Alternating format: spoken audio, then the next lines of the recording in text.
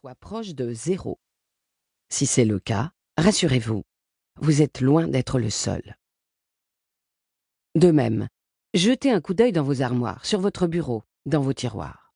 Combien de gadgets et autres produits sont emmagasinés là, inutilisés, attendant vainement de revoir la lumière du jour? Regardez sur vos étagères, votre table de salon. Regardez-vous encore tous ces bibelots décoratifs, à part quand vous les dépoussiérez? En fait, il est fort probable que vous puissiez vous débarrasser de 20% de vos objets sans que cela n'affecte votre vie. Et 20%, c'est un minimum. L'abondance matérielle dans laquelle nous vivons conduit la plupart d'entre nous à nous encombrer d'objets inutiles qui non seulement prennent de la place dans nos habitations, mais aussi dans notre esprit, ce qui nous distrait et diminue notre concentration, notre productivité et augmente notre stress. En particulier si ces objets sont visibles quand vous vaquez à vos occupations, comme l'ont montré plusieurs études. Par exemple, l'Université de l'Illinois, en 1998, a démontré que nos yeux sont divertis, sans que nous en ayons conscience, par des objets qui se trouvent dans notre champ visuel et qui sont sans relation avec notre tâche en cours. Cela ne nous prend qu'une fraction de seconde de notre temps à chaque fois, mais multiplié par le nombre de fois où nos yeux divaguent vers ces objets en une journée, cela finit par faire beaucoup. De même, nous vivons dans une ère d'abondance temporelle. Selon l'INSEE, le nombre d'heures travaillées en France est passé de 2230 heures par an en 1950 à 1559 heures en 2007. Selon différentes enquêtes parues en 2011 et 2012, ECDE, INSEE, Coerexecode, la France est l'un des pays dans lequel on travaille le moins au monde, si ce n'est le pays dans lequel on travaille le moins au monde. Cela n'a pas toujours été comme cela. C'est en 1900 seulement qu'une loi limite pour l'ensemble de la population le travail quotidien à 11 heures absolues par jour en France, et en 1936 que les congés payés sont instaurés à raison de 15 jours par an. La durée annuelle des congés payés augmentera par paliers jusqu'en 1982 et l'instauration des 5 semaines que nous connaissons, plaçant la France en tête des pays proposant le plus de congés à ses salariés depuis des décennies. Le classement 2011, réalisé par le cabinet Mercer, nous place ainsi 6e ex-aequo sur un total de 67 pays. Et nous vivons également une ère d'abondance dans les distractions et les loisirs qui nous sont accessibles. En un siècle, la radio, la télévision, les jeux vidéo, les ordinateurs et Internet sont arrivés. Et nous sommes nombreux à passer beaucoup de temps à nous distraire avec.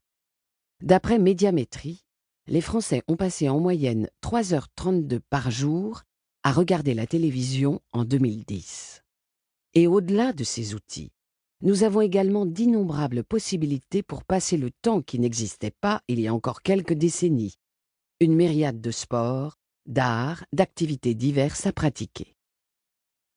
Cette abondance nous conduit parfois à nous surcharger d'activités ou à succomber à toutes ces distractions plutôt que de nous concentrer sur ce qui importe vraiment pour nous. Nous regardons la télévision au lieu de lire. Nous jouons aux jeux vidéo au lieu de passer du temps avec nos amis. Nous allons une énième fois sur Facebook au lieu d'être avec notre famille. Nous allons faire du tennis plutôt que nous consacrer à notre projet de création d'entreprise. Nous nous surchargeons de tâches inutiles plutôt que de commencer à écrire ce livre dont nous rêvons depuis des années. Nous nous donnons une montagne de travail à faire, de peur de ressentir le vide de l'ennui, alors que nous pourrions passer un peu de temps en paix avec nous-mêmes. Cette abondance de choix, cette abondance de temps nous amène à devoir faire de nombreux choix, et une partie de ces choix s'avère inexorablement inutile, stupide, voire les deux, et peuvent conduire à une accumulation d'objets sans intérêt, une accumulation d'activités desquelles nous tirons un plaisir instantané, mais fugace et peu satisfaisant sur le long terme. C'est dans cette ère d'abondance que Léo Babauta a créé son blog Zen Habits, Habitudes Zen, et a commencé à écrire des articles. C'était en 2007. Il était journaliste dans une petite île américaine du Pacifique. Il était père de 6 enfants et travaillait beaucoup. Il s'est mis à publier des articles qui traitaient de productivité, de sport, de finances personnelles et surtout de bonheur, de simplicité et de minimalisme, au rythme impressionnant de 5 articles par semaine en moyenne, tout en publiant des articles invités sur les plus prestigieux blogs américains. Sa productivité remarquable, alors qu'il travaillait à temps plein et devait s'occuper de ses 6 enfants, couplée à la qualité de ses articles et de ses efforts pour se faire connaître, lui a valu un succès rapide et hors du commun. Seulement 2 ans après le démarrage de son blog, le prestigieux magazine Time le classait dans les 25 meilleurs blogs, exploit réitéré l'année suivante. Il avait déjà plus de 100 000 lecteurs en 2008, et cela s'est amplifié avec le temps jusqu'à près de 240 000 lecteurs réguliers depuis 2012.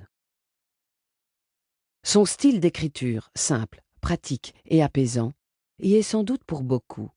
Et j'ai d'ailleurs personnellement tellement apprécié la forme et le fond que j'ai décidé de traduire en français les meilleurs articles de Léo Babauta sur le blog www.habitude-zen.fr. Léo a publié le livre que vous tenez entre les mains en 2008 et a connu un immense succès outre-Atlantique. En notre époque surchargée de choix, Léo Babauta défend une approche apaisante qui est de simplifier, de se débarrasser du superflu et de se consacrer à l'essentiel. Car ce qui compte au final, c'est être heureux et de se consacrer à ce que nous aimons et à ceux que nous aimons. Si c'est votre objectif, ce livre vous y aidera. Mais pour qu'il soit efficace, vous devrez bien évidemment l'appliquer.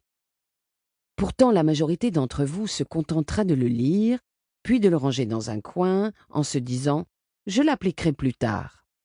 Ce plus tard équivalent bien entendu à jamais, ce qui ajoutera ce livre à la liste des choses inutiles que vous possédez. Pour éviter cela, le mieux est sans doute d'appliquer les principes que Dale Carnegie, l'auteur de Comment se faire des amis, recommande d'appliquer à son propre livre. Avoir un grand désir d'apprendre et d'appliquer les principes qui nous permettront de simplifier notre vie et de nous concentrer à l'essentiel. Lire 2 fois chaque chapitre avant de passer au suivant. Interrompre fréquemment nos lectures pour nous interroger sur nos possibilités personnelles d'application de chaque principe. Souligner les idées importantes. Revoir le livre tous les mois.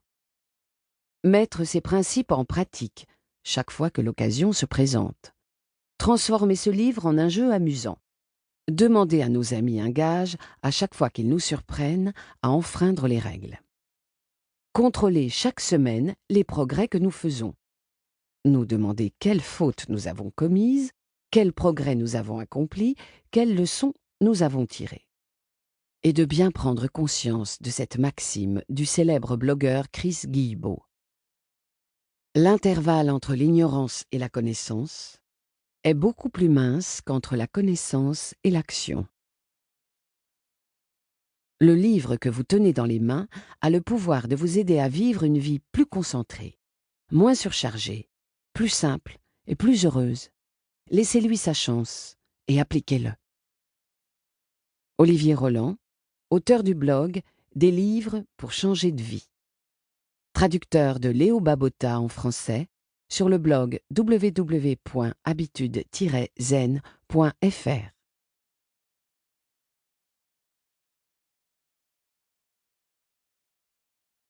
Introduction.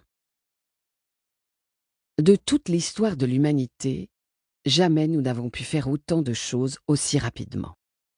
Jamais non plus nous n'avons été autant assaillis d'informations, de tâches, d'emails, de choses à lire et à consulter, ni aussi stressés par les exigences perpétuelles de nos vies. Pour beaucoup, le travail est devenu un flux incessant d'emails, d'informations et de requêtes, de coups de téléphone, de messages instantanés, de papiers, de notes et de dossiers. La journée commence avec une messagerie bourrée d'emails, et se termine avec une messagerie tout aussi pleine.